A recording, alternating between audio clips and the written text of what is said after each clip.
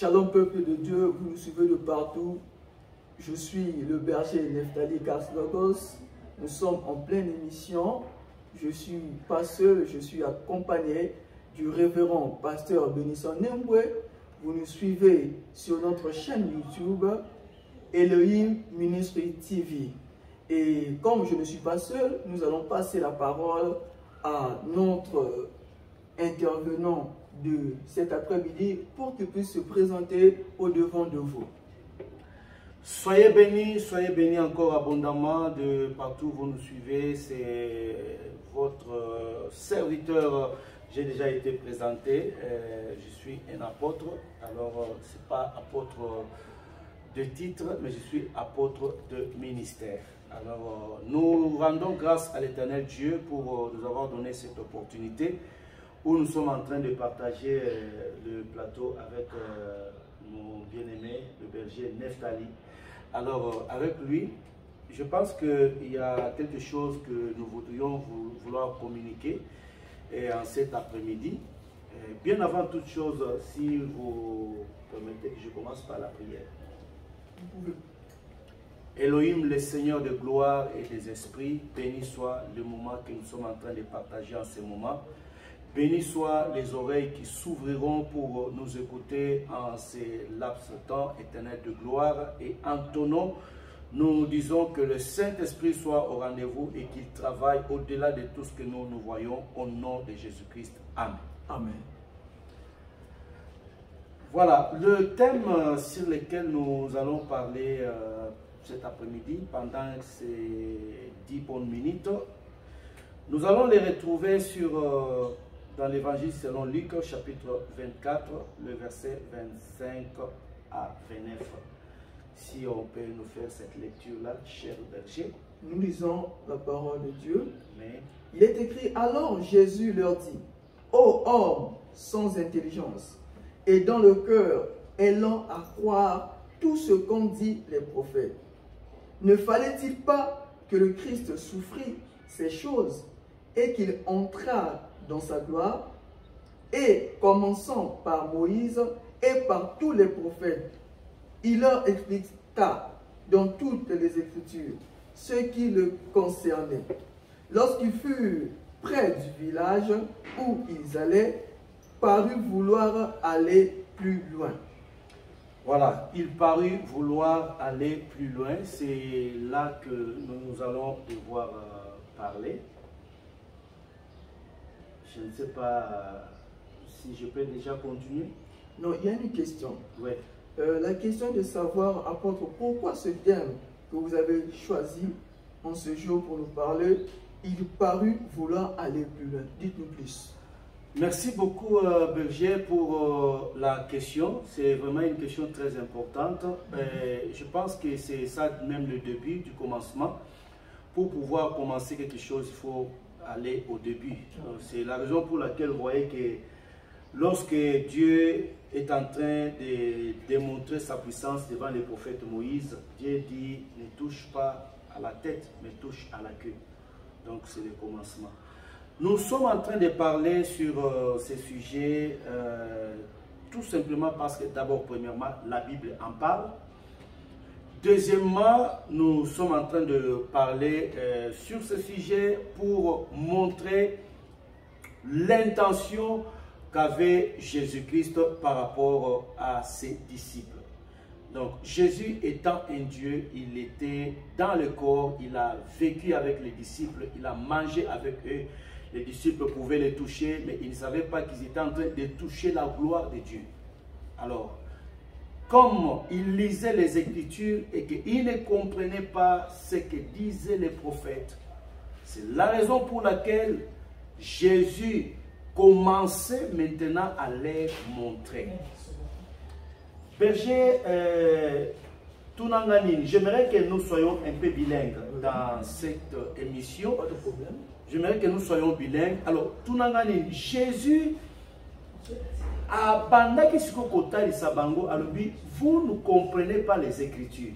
Parce qu'aujourd'hui, nous avons des gens qui lisent les Écritures, mais qui ne comprennent pas les Écritures.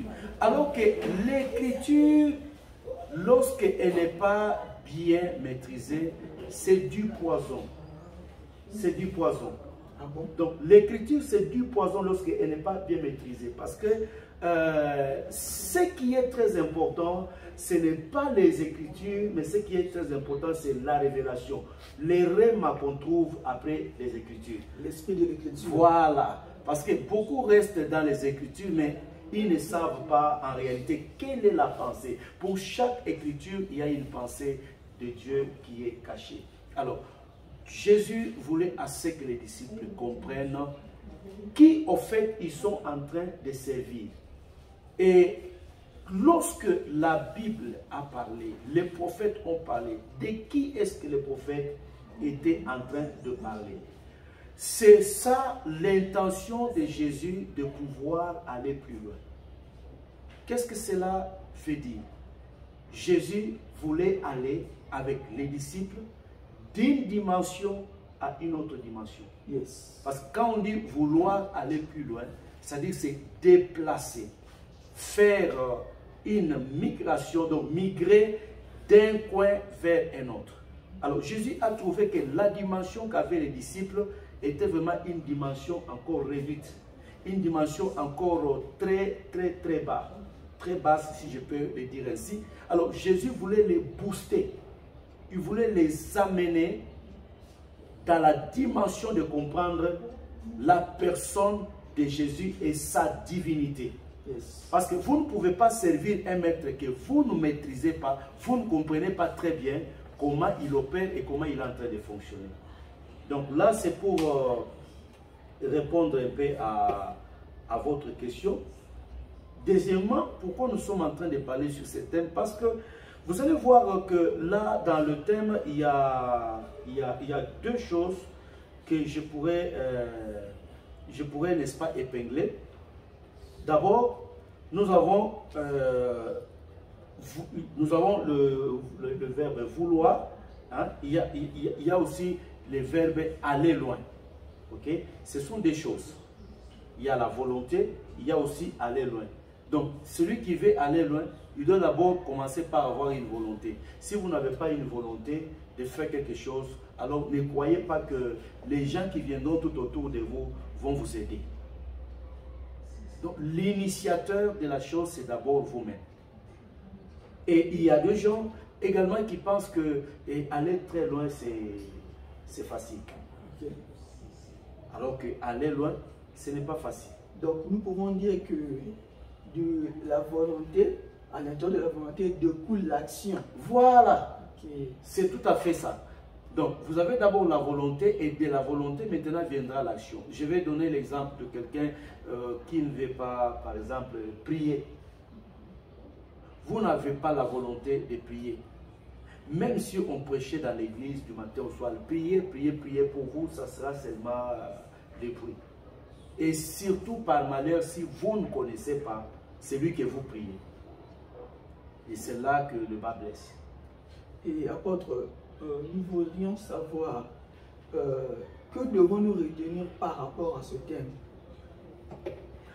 En tout cas, ce que nous devons retenir par rapport à ce thème, c'est que, comme j'étais en train de le dire là-bas, il y a deux choses que nous devons retenir, surtout parce que nous sommes dans un domaine spirituel. Il y a des choses à retenir. D'abord, la première des choses, c'est que vous devez connaître, chers hommes de Dieu, chères servantes, chers ouvriers, vous devez connaître qui vous êtes en train de servir. Vous devez connaître comment votre maître fonctionne. Vous devez avoir la révélation de qui est votre employé. Parce que vous êtes serviteur. Le fait que vous êtes serviteur, vous êtes domestique. Alors, comment vous êtes domestique dans une institution, dans une entreprise où vous ne maîtrisez pas votre patron? Vous n'avez pas son langage, vous n'avez pas sa révélation. Donc, servez Dieu, surtout dans cette année 2025, servez-le par la révélation. Parce que quand vous manquez la révélation, vous êtes déboussolé. Vous manquez la révélation, vous ne savez pas où vous êtes en train de partir. Donc, c'est d'abord ça. Et de deux, il y a un autre mot, toujours dans notre thème, sur lequel je voudrais parler. Il y a des gens qui veulent aller loin. Mais malheureusement, qu'ils ne savent pas qu'aller loin, ça demande une préparation. Vous voyez, c'est la Belgique. Il y a des gens qui veulent aller loin, mais qui ne savent pas qu'aller loin, ça demande une préparation. Et quand vous voulez aller loin, attendez-vous aux critiques, au sabotage. Préparez-vous à toutes sortes de haines. Parce que vous ne pouvez pas aller seulement loin comme ça, comme par baguette magique. Non, vous devez vous préparer. Et comme cette année, ici 2025, vous qui nous suivez sur Elohim Ministry TV, préparez-vous. Si vous avez encore des questions à nous poser, posez ces questions, écrivez-nous sur notre adresse.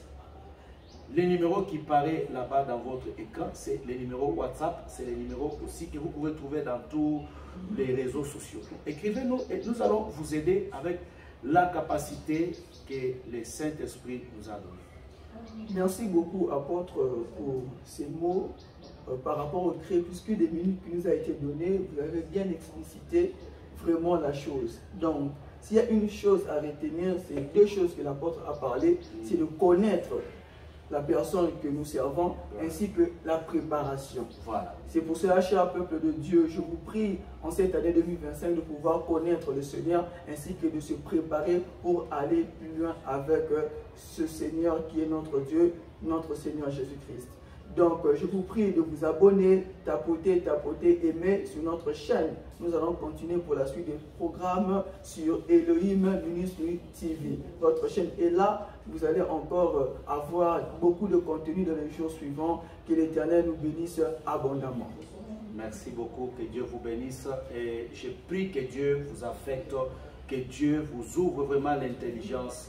Parce que l'intelligence, on la demande aussi à Dieu lorsque on la manque.